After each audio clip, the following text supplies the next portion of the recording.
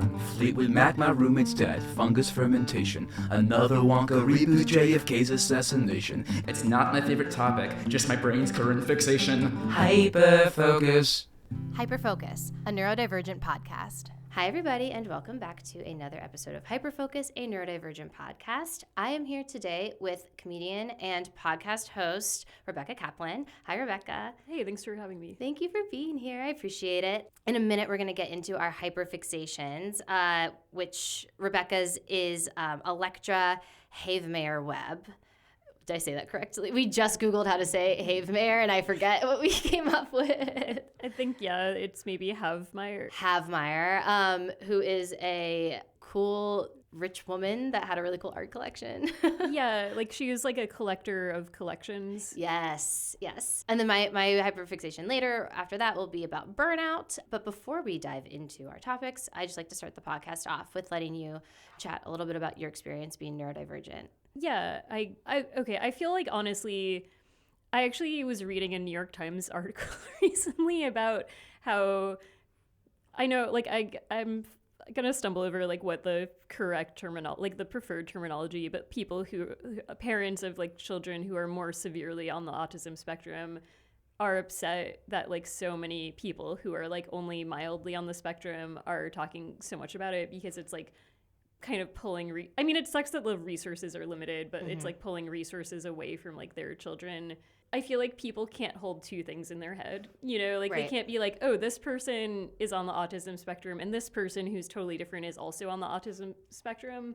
I guess I'm feeling but anyway, I have, like, a diagnosis, but I'm like, my case is, like, pretty mild. Well, that's the tricky thing too, because it's like, everyone should get, like, the help or resources they need despite the, I don't want to say, like, severity of it or whatever level, but sometimes it feels that way, where it's like, well, if I can do, like, XYZ, maybe I don't need as much, like, help as, like, someone else does, which I feel like that's not how people should be thinking. But, like, I guess, like, the bigger tragedy is that, like, these resources are so limited and all of that. But yeah, it's nice for people to understand that, like, I might struggle with making eye contact or, like, understanding, like, extreme social nuance than other people.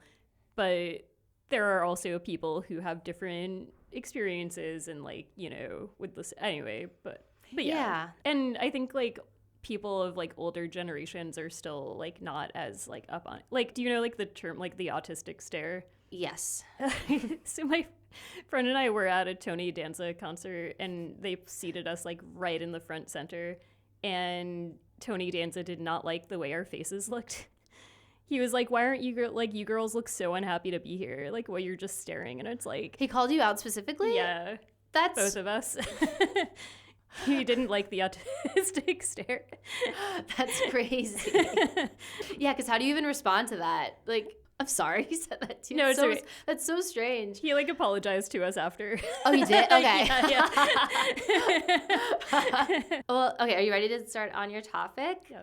So, okay, how did you get into this? Well, you had said it was an overall, like, you're just fascinated by, like, wealthy people who maybe, like, use their wealth for cool stuff. Specifically wealthy women. Like, whenever I'm at a museum and, like, you know, you're reading, like, the information and it's like, oh yeah, this was pioneered by, like, a woman who, like, who's maybe her husband died and she had this huge fortune. It's like, I love, like, a rich woman unencumbered by men, because I feel like women do cool things with their wealth when they have it. Yeah. Like, what do men do? They, like, try to go to space and explode stuff and make, like, dumb cars. I was just thinking about that too, about Melinda Gates, or no, not Melinda Gates. Melissa Bezos, or who's Jeff Bezos' ex-wife, that gives all of her money away because she has, like, so much of it, and she, like, actually does cool stuff with her money. Isn't Melinda Gates also doing a lot of philanthropy? Probably, there? Or yeah. is it Melissa? I don't know. I'm gonna know just the rich rich ex-wives, yeah, of these billionaire They're men. crushing it. And Mackenzie Scott is Jeff Bezos' ex-wife. Okay, what did I call her? Melissa Gates. Bill Gates' ex-wife is Melinda Gates. We're so close. Okay, so it's the M names that are mixing me up. Okay, but yeah, specifically. Yeah, so Electra Webb, she's the daughter of the Havemeyers, who were one of the I think they were involved in like the founding of the Met. Like they donated a huge amount of impressionist art to the Met. And so Electra grew up like pretty wealthy, and also like she spent her childhood kind of traveling the world with her parents. And then she married a rich man who I guess must have been pretty cool because he let her. He was a Vanderbilt, I read. Yeah. Yeah, or his mom was a Vanderbilt, so Yeah. like she married into a Vanderbilt family.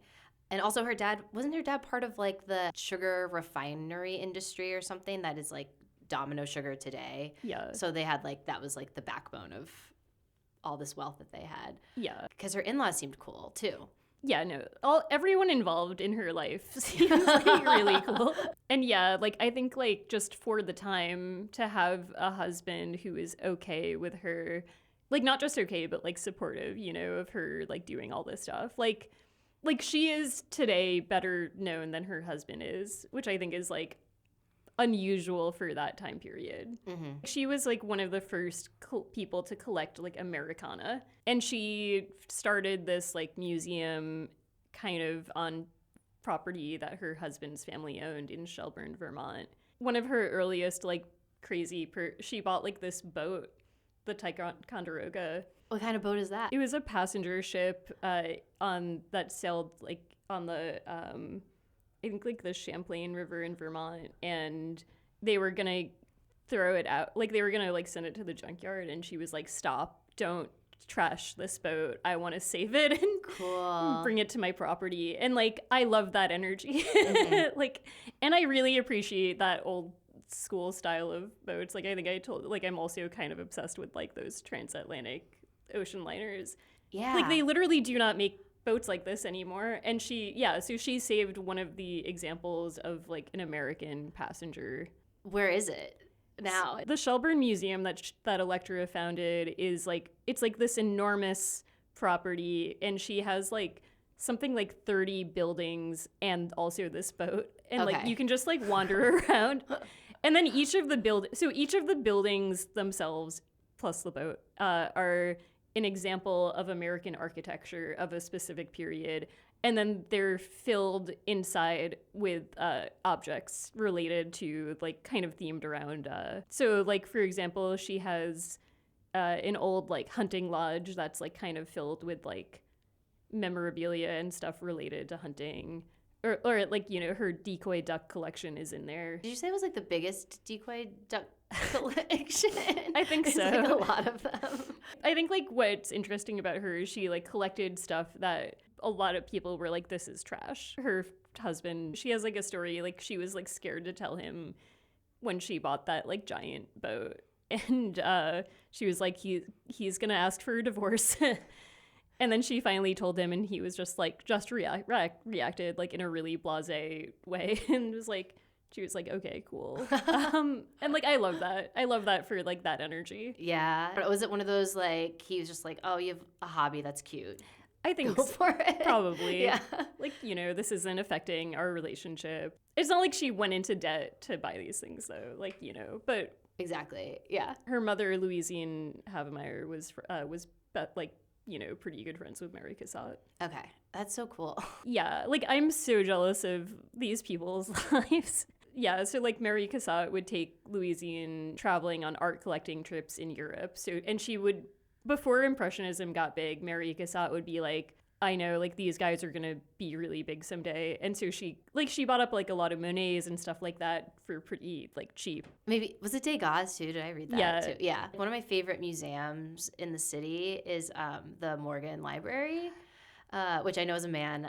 But It's okay, we love anyone who's using their wealth for good and not evil. I mean, it's J.P. Morgan, so like, but at Yeah. least in his will, he like wanted to make his private library public, and it's just a really cool collection of stuff. There's Degas there too, and like Lichtenstein's, but also like an original Canterbury Tales or something, like just like random cool stuff to see. That it's like, okay, I'm glad you used your money for this at least. You know, anytime somebody has like an extreme amount of wealth, they probably obtained it in a corrupt way, but I feel like at least it used to be more common to like at least give back a little bit, you know? Well, I was also reading up like on the Vanderbilts a little bit too, and apparently like, and I don't know what generation her husband was, but it was like the first guy who did like made the trains. Cornelius Vanderbilt, I think. Yeah, and then like I think his son like grew that wealth, but then after that, like the next generation of Vanderbilts just kind of like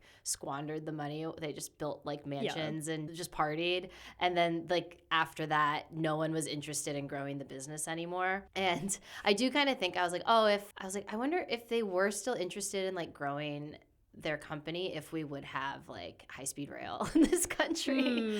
Like I wonder, because it was also like at the time like competition with other means of transportations like the automobile industry as well. And I'm like, oh, if you guys were more money hungry, maybe we could have more trains. Yeah, it is crazy, like legitimately crazy that like all of these billionaire, or I guess 2 billionaires are spending so much money trying to like make commercial space travel a thing. And it's like Amtrak is so lacking. Can we like traverse our own country first? Make a Tesla train. I don't Right. care. Like, sure, make a Tesla bullet train. That will get you more like immediate recognition than a spaceship that 5 people can go on. I think this guy is like her husband was part of the 3rd generation because he was like a polo player. The party So generation. he's the one. Yeah. He's the one that let us down. But yeah, Was he a good polo player? I think so. Yeah. Okay. Okay. It's nice when men have hobbies. But yeah, and they both passed in 1960. I saw that. Yeah, they passed in the same year. I feel like that is cute when couples die at the same Yeah, it's time. like they couldn't live without each other. Exactly. That's what I like to imagine. So, I mean, I think it's just like she kind of like followed her instincts of like what she felt drawn to. And like, I think like one of the first like buildings she collected was an old general store from her hometown that she found out was getting torn down. That's cool. And she like, yeah, she had them like deconstruct it and like ship it over to her property. And then like she like meticulously reconstructed it.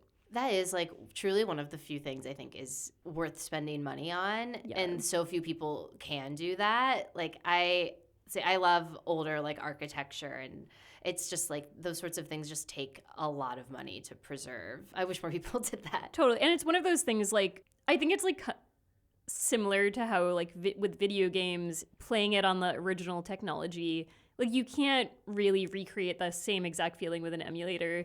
And similarly, like I think even if you have a photo of a building, you just really can't get the feeling of stepping inside that building and looking around at it and like seeing it in real space. Yeah. So one of my favorite Instagram accounts, it's this guy in California, and it's called like vintage tile restoration, and he just restores vintage tile in people's like bathrooms and kitchens, and it looks so good. My old apartment had that type of tile, and it was like just not maintained well at all, but I loved it because it was like yellow. But no, I mean, yeah, like these types of materials, unless you have fabulous wealth, it's just sort of like hard, you know, even if you have a home that has that, it's so hard to maintain, you know, like my parents' home is like from the like 1900s. And yeah, like anytime something breaks and they repair it, they just like, you know, like there was this like really, really cool kind of golden like black tile with like golden streaks in it when we moved in, and like yeah, they're just replacing it with like regular black tile because like they don't want to spend $100 on a piece of tile. yeah, it's that either that tile doesn't exist anymore, or it is like there's just so few of it left that it's so expensive, or Yeah. to like try to replicate it also is like so expensive. Yeah. Have you visited the estate Yeah, in Vermont? yeah, it's really if anyone listening gets a chance to go, it's like sort of near Burlington. And yeah, it's like the tickets are expensive, but it's like worth it. And like, you know, it's kind of like a whole day thing. You said it's 30 buildings?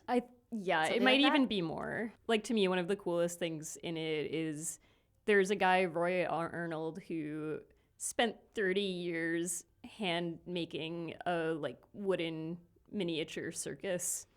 Oh, I did read about that. That's really cool. It's like built on a 1 inch to 1 foot scale. Oh, crazy. And they constructed a building to display it.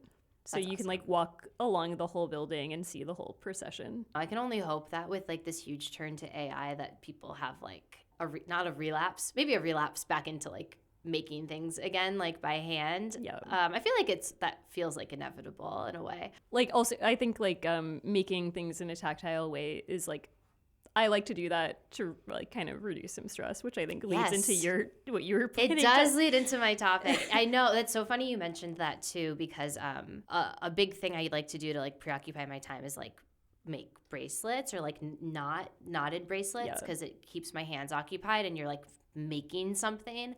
And I haven't done it in a really long time because I've been too busy, which does lead into my topic of burnout, which I'm sure like everyone has experienced from time to time. Are you familiar with burnout, Rebecca? Yeah, no, so yeah. Is there anybody who is not burned out right now? Like, I know. And that's the thing too, where it's like, it's to the point now where I Google every single day symptoms of burnout. It finally like dawned on me what was happening, because I was like having I was just being like really emotionally reactive to a bunch of things. Yeah. And to me, it feels similarly to kind of like, I don't know, chronic fatigue or like chronic pain, where it is a real thing, but it's so hard to kind of, like, you can define it, but it's hard to kind of like take it seriously in a way. Of no one really considers it true burnout until something like physical happens. Like that's like the worst, when people's bodies just like shut down. Like I know people in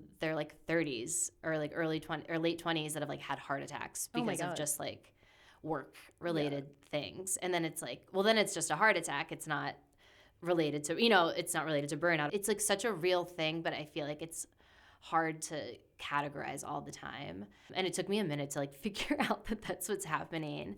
And well, because also too, I feel like burnout is, usually you hear it with people that just like work a lot, like have really demanding jobs. And like my job is not that demanding. So but you're doing so much outside, like I do other things. Yeah. And so that's where I get, I think, frustrated, because it's like I have a job that's like pretty flexible for the most part. It leaves me the time to do projects that I care about and like creative stuff. And I feel like most people that suffer from burnout need to like quit their jobs to discover those like passions. And I was like, no, I'm doing them and I don't want to do them anymore because I'm so tired. So I was like, this isn't fair, because it's not like I'm burnt out from like a high level, high stress, high paying job. I was like, no, I like have no money on purpose to like do creative things, and like now I don't want to do any of it. Someone on Reddit it described it really well. Of it's kind of like a frog boiling in a pot. Sort of, it sneaks up on you, because it's like Band-Aid, Band-Aid, Band-Aid, or just until like this week and then I can rest, like that kind of like mentality to like push things off. Yeah, like last January, I took the whole month off, and then the month like ended and it was not enough time. I was like mad. I was like, no, I'm not ready yet. I'm not rested enough. So I was watching like YouTube videos of it too, because like there's like a difference between burnout and depression. In this YouTube video, I did a really good example that I think was like helpful, which was like, if you're burnt out but you like go on vacation, or like their image was like laying on a hammock on the beach, it's like you can enjoy that. Whereas like if you're depressed and you're in the hammock on the beach, like you're still gonna be depressed. And I was like, okay, this is useful, because I do think if I was on a hammock on a beach, I think I'd be happy or like at least more relaxed. Yeah, for me, I find like when I'm like really severely burned out, it's like hard to even take that space to relax, because you know that the deadlines are coming. Mm-hmm. But it is hard when your schedule is full of a combination of things that you have to do and things that you're doing for passion. Yes. Because it's like, I don't want to deschedule any of my passion projects. In theory, I like doing these things, but now I'm at the point where I was like, I don't want to do anything at all. And I can tell too, like I've had more like bed rot days, which are weirdly like easy to accomplish if I like don't take my medication, because then I just like really I can't get out of bed at all. And so it's kind of helpful, because then I can just stay there forever. It's tricky because it feels like self-care, but I don't think it is, because it also feels bad at the same time. Because like self-care isn't really laying in bed all day. It's taking care of yourself. Right. I did like a cognitive behavioral therapy course, and like they were kind of trying to make the distinction between types of relaxation that are completely passive, like watching TV, lying in bed, And then types of relaxation where you're engaging your mind and body like a little bit, like, you know, going outside, for example, or like if you can take a walk, like, you know, just like those types, having a conversation with a friend. It's like when you're doing passive relaxation, you're more likely to like remain in sort of depressive states, because when we don't engage our minds and bodies, we get depressed. I think it's really hard to balance though, because when you're so burned out, you feel like you don't have the energy to engage yourself at all. Truly, I feel like the only solution I've seen is, just do less. And I think I'm also like emotionally burnt out, which like isn't as talked about and the stuff. It's all like work related, because my friends and I rely on each other so much, like emotionally. It's like nonstop about like all of our spirals all the time, and like just feeding each other's ruminations. Yeah, it's like, where do you draw that line? Right. I also I did read another article basically saying that there's becomes a point where venting becomes unhelpful. Yeah, because you're just like feeding it more. And I realized that recently too, of like certain things that happened, and I would talk ad nauseum about it, and then it ends and I'm like, I don't feel better. Like, I feel maybe worse actually. I had some friends who very gently like would cut me off at a certain point and be like, hey.